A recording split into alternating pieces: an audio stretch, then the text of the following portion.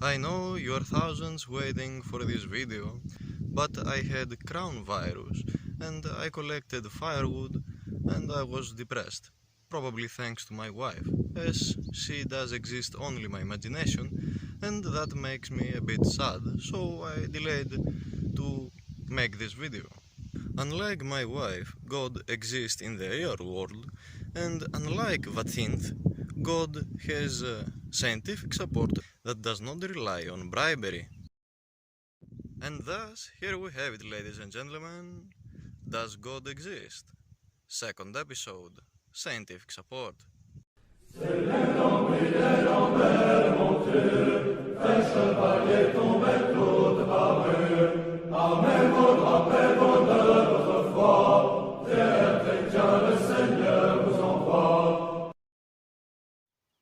The argument is quite simple. In order for something to exist, must be observed by some sort of consciousness. The universe exists out of reach of any sort of sub-universal consciousness, so there must be a super-universal consciousness, and by Occam's razor, that cosmic consciousness is God. But the old granny from the church, lacking the proper knowledge, will say, I didn't understand a word from what you just said.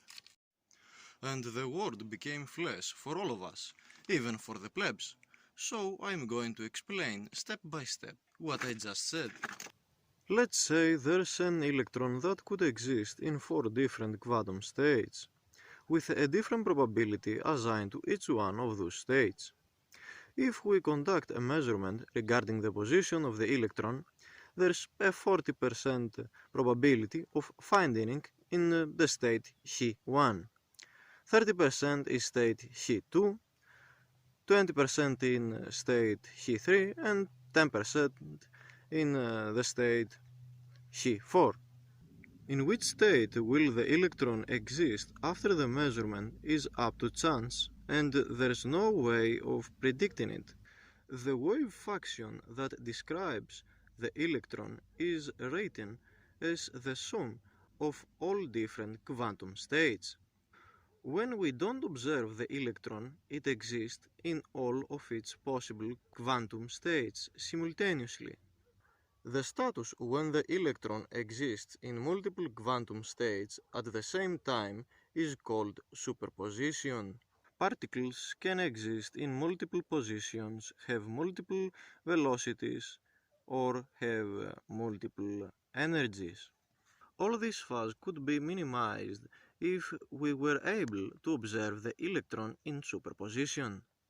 However, every time we conduct a measurement, the wave function instantly collapses in only one of the possible quantum states.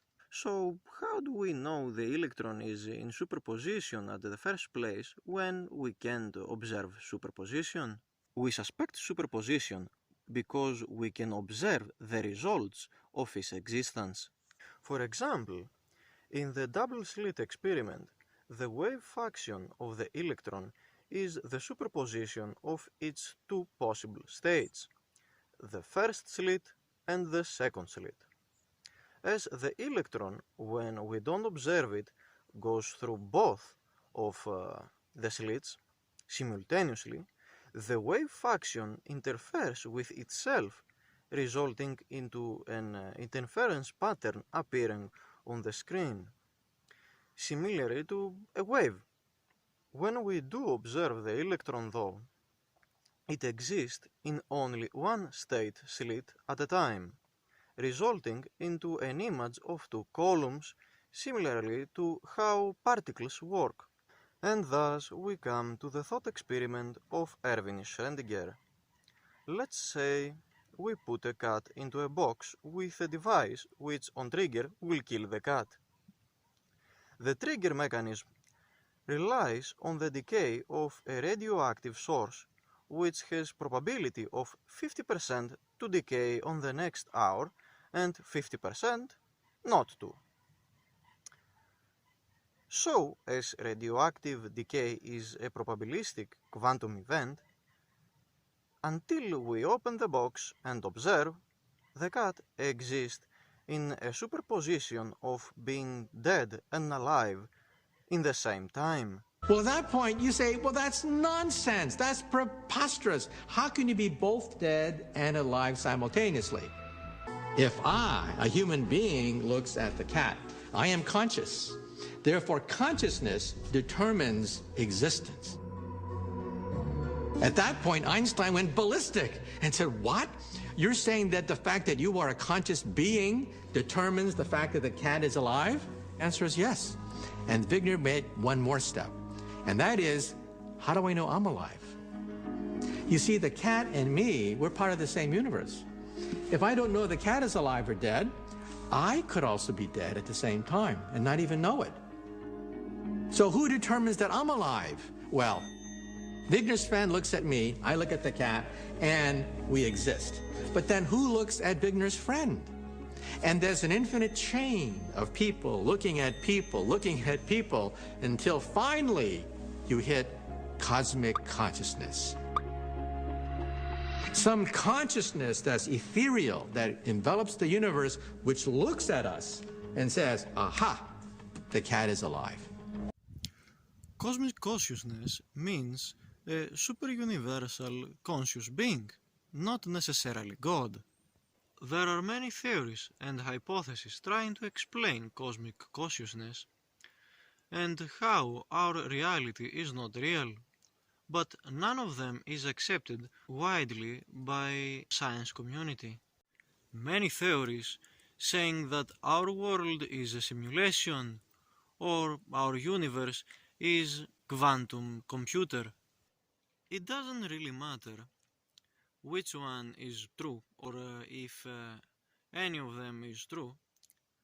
Let's say we live in a computer simulation and that's the reason why our reality, it doesn't really exist. The one who made the computer or the giant alien who observes us and for that reason we exist must also be observed by something else to exist, and we are again at the point of a chain, but this time with super-universal beings and not sub-universal beings. So here it comes the Occam's razor.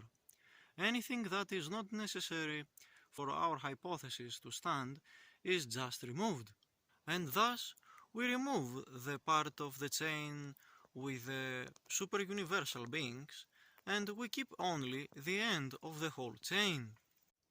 The end of the chain is the conscious existence, the being that by definition exists. In English, consciousness is both related to thought and physical strength. Logos is an archaic word to describe the consciousness only related to thought. When we say cosmic consciousness, we don't expect something with body. So the conclusion of so many years of evolution is just to say, at the beginning was Logos, and Logos commanded the universe to be, and the universe became.